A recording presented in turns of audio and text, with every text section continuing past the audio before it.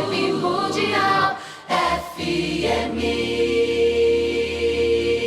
Eu vou fazer agora um paralelo entre o que a gente sabe do campo da neurologia sobre a memória, o que é a falta de memória para a medicina ocidental e o que é a falta de memória na medicina chinesa.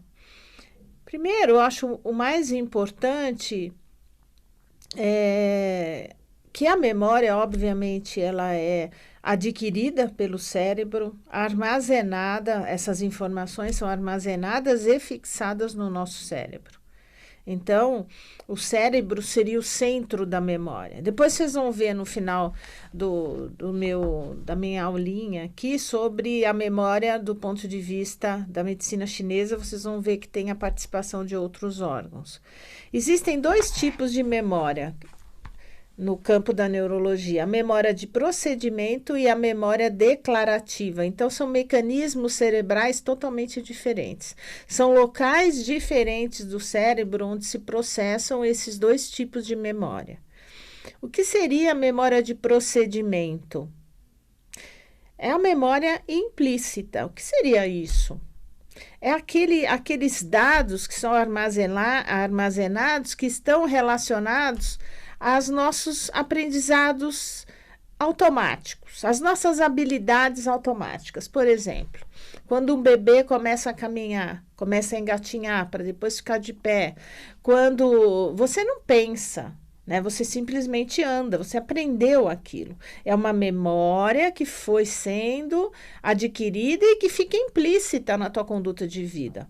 Outra é aquela memória, aquele aprendizado que nós repetimos a atividade constantemente. E aí você já não pensa na hora de fazer, você simplesmente faz. Você aprendeu aquele procedimento, aquilo incorporou na sua vida. Por exemplo, aprender a dirigir. Então, você tem aquela dificuldade quando você vai aprender a dirigir, você pensa na troca das marchas, você confunde lá os pés, né? Antigamente ainda tem carros com marcha, então você tinha que coordenar o pé esquerdo na embreagem e tal. Depois que você aprendeu, aquilo ficou automático. Então, nessa memória de procedimento, tem a qualidade de habilidade motora, de uma habilidade sensitiva, de uma habilidade intelectual. Então, são procedimentos, são informações que você adquire na vida. Você vai aprendendo a lidar com situações emocionais, você sofre algum aprendizado emocional e aquilo fica fixado como aprendizado, e numa situação posterior, onde é o mesmo tipo de emoção ou de problema aparece na tua vida, você já automaticamente libera um comportamento que é um comportamento de um procedimento automático, sem você precisar pensar naquilo, você faz aquilo automaticamente. A gente poderia dizer que é uma forma de condicionamento. Então, essa capacidade que é adquirida, ela não depende da tua consciência. Você não coloca a consciência naquela atitude. E nós somos, dessa forma, capazes de executar tarefas até bastante complexas, né? Bastante complexas. Você pode ter, por exemplo, um baterista. Ele está batendo a bateria, ele está acompanhando a música e ele está fazendo o ato da bateria, batendo em vários tambores e pratos automaticamente. Porque ele está unindo vários sentidos para estar, naquele momento, batendo a bateria. Então, é no automático, não exige um pensamento, uma consciência. Então, isso é a memória de procedimento. E a gente tem a capacidade de aprender informações e virar procedimento durante todo o percurso da nossa vida. Nota-se que mesmo os pacientes debilitados aprendem a andar novamente daquele novo procedimento e faz aquilo automaticamente, sem pensar. E o que é a memória declarativa? É igual uma memória explícita. Então, ela armazena, puxa as informações dos fatos, dos dados que são trazidos ao nosso conhecimento. Através do quê? Através dos 5 órgãos dos sentidos e de processos internos do nosso cérebro. Como assim? Então, a gente associa informações, a gente associa dados, a gente cria deduções, a gente cria ideias, a gente armazena aqueles dados na nossa mente, no nosso cérebro. Então, essa memória, ela vem para o consciente quando nós precisamos usar as palavras, as imagens, os sons. Então, fica aquele conjunto de dados, como se fossem várias gavetinhas no nosso cérebro, onde a gente tem os dados armazenados, e quando a gente necessita conscientemente, a gente vai lá, abre a gavetinha da imagem. Então, por exemplo, eu falo de uma imagem de Paris, Torre Eiffel. Então, se você já viu a Torre Eiffel em foto, ou você já esteve em Paris e a conheceu, você abre a gavetinha lá, Paris, Torre Eiffel, e vem a imagem. Então, é uma imagem declarada, é uma memória declarada. Então, ela inclui os fatos vivenciados pela pessoa, as informações dos aprendizados que ela adquiriu do saber desde a escola, da vida em si, da forma, da escrita, como ela aprendeu a escrever, a visualizar, as memórias visuais, as memórias sonoras, está tudo lá nas gavetinhas. Essa é a memória declarativa. Não é automática. Ela exige que você olhe o evento, escute o som, aprenda e armazene. E aquilo vai ser utilizado quando necessário. Nós também temos as classificações da memória quanto ao tempo. O tempo de armazenamento dessas informações. Então, ela pode ser classificada como memória de trabalho, memória de curto prazo, memória de longo prazo. O que é a memória de trabalho? É aquela memória que ela acontece no momento que a informação está sendo adquirida.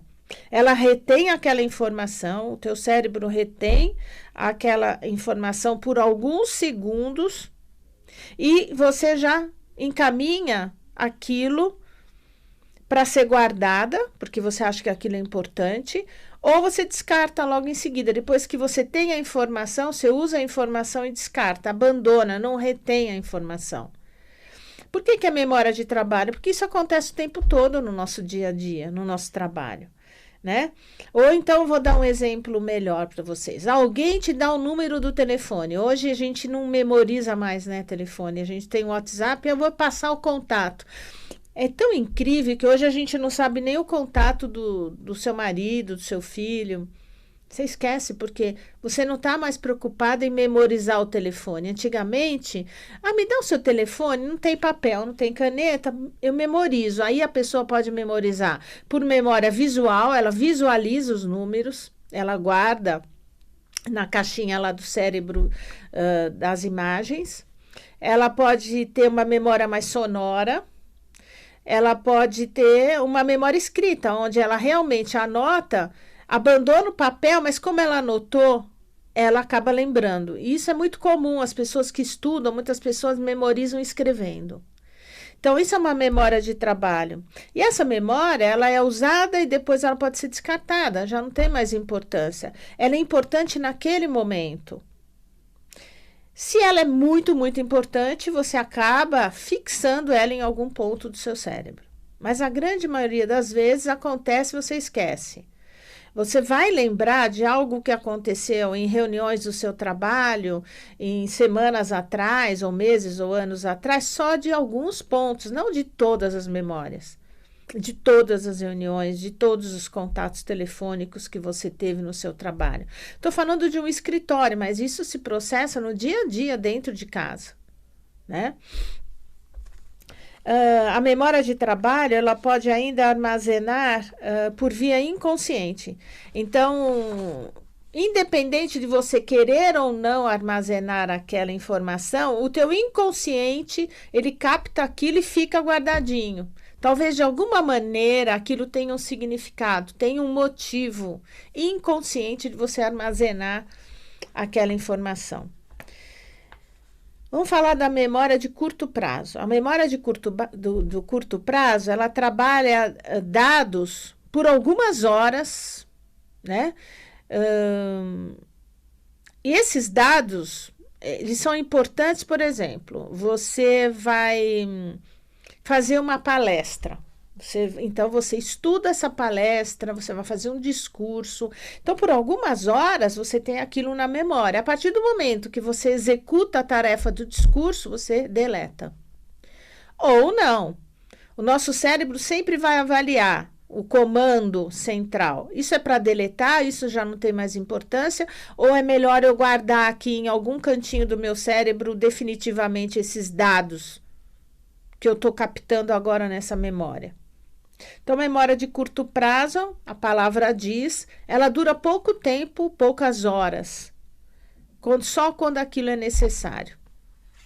E a memória de longo prazo? É a que mais retém, é a forma mais definitiva de reter as informações. Ela permite uma recuperação na hora que precisa, uma evocação da memória. Nela vão estar contidos todos os nossos dados autobiográficos, a nossa história de vida, a nossa infância, os nossos pais. Lembra onde você morava na infância? Lembra onde foi a sua adolescência? Lembra dos seus amigos de infância? Lembra dos seus avós? Então, todo aquele conhecimento, toda a capacidade que você tem, que é ilimitada de você armazenar dados importantes. Isso tudo é armazenado no lobo temporal. No cérebro, no lobo temporal é a memória de longo prazo. É a memória mais rica, é a mais cheia de dados, ela está computada de forma bastante sistemática, são as coisas que realmente tiveram valor na nossa vida, aquilo que teve significado na nossa vida, os momentos do passado que foram importantes para nós, o encontro com pessoas, o momento do Natal que você ganhou tal brinquedo que você tanto desejava. Isso está tudo na memória de longo prazo. Então, isso quanto ao tempo. Existem também mecanismos de memória. Na neurociência, hoje em dia, cada vez se avança mais, né, no estudo do cérebro, mas ainda não se sabe completamente os vários mecanismos que o nosso cérebro utiliza para armazenar dados. Existem circuitos, existem conexões entre os neurônios, conexões chamadas recorrentes. Então, é uma conexão que vai e volta entre um grupo de neurônios. Então, é como se houvesse um circuito de informação, de estímulo elétrico constante. Às vezes, a gente tem atos repetitivos, onde esse circuito constantemente se manifesta, né, no nível cerebral. Isso a gente vê nos aparelhos de ressonância magnética, de PET scan, que estudam áreas específicas do cérebro, né? Então, você tem uma determinada função, uma parte do seu cérebro vai ter conexões recorrentes naquela área a partir do momento que você está exercendo aquela função, constantemente ou diariamente. Lógico que substâncias químicas interferem no nível maior ou menor da memória. Endorfinas, dopaminas, serotoninas, todas essas químicas cerebrais interferem diretamente na memória. Vibe Mundial 95.